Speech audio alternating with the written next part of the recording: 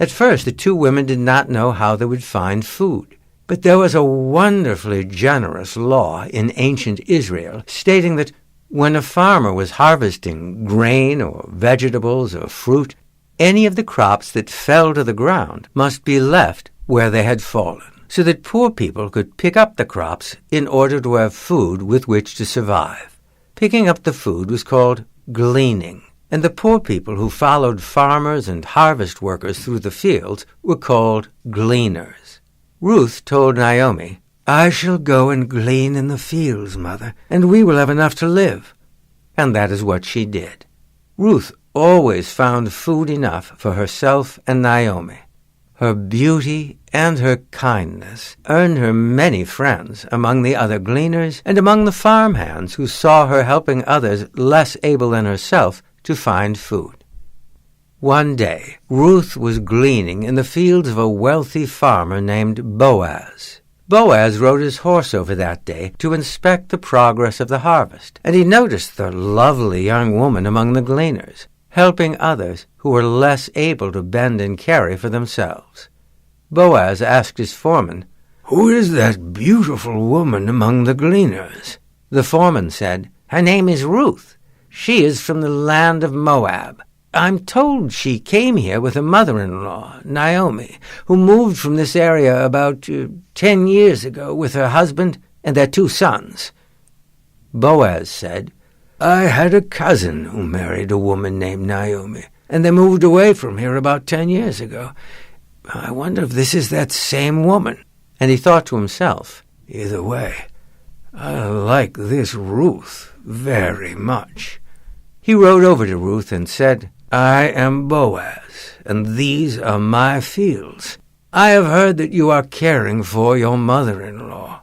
This is hard work. From now on, when my farmhands take their lunch, you are welcome to share the meal I provide for them. I hope this will ease your efforts." Ruth smiled. "Thank you. You are very kind." "You're welcome. Perhaps we shall see one another again." And Boaz rode away. In the days that followed, often it happened, somehow, that Boaz rode into his fields around midday, so that he, too, joined in the farmhands' meal.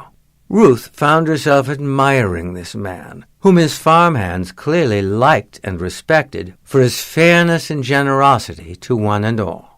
Of course, she told Naomi all about Boaz, and how he clearly was interested in her. Eventually, she confessed that she had come to care deeply for him.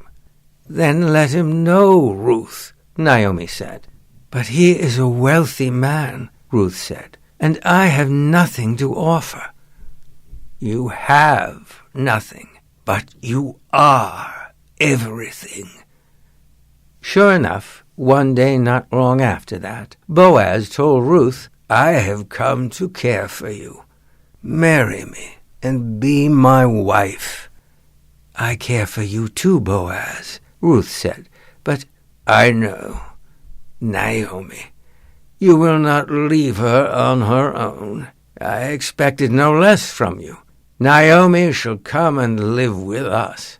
Then neither of you needs to worry about where your food will come from." And so Boaz and Ruth married, and Naomi went to live with them in Boaz's fine big house. Later, Ruth and Boaz further filled that house with children of their own, and God blessed them all with joy and abundance through all their days. And even after their time on earth was done, God saw to it that the love between Ruth and Boaz led to still more blessings of an unexpected kind. And those blessings form the other reason that the story of Ruth is in the Bible, as an example of God's far-reaching plans. For Ruth and Boaz had a son named Obed, and when Obed grew up and married, he and his wife had a son, Jesse.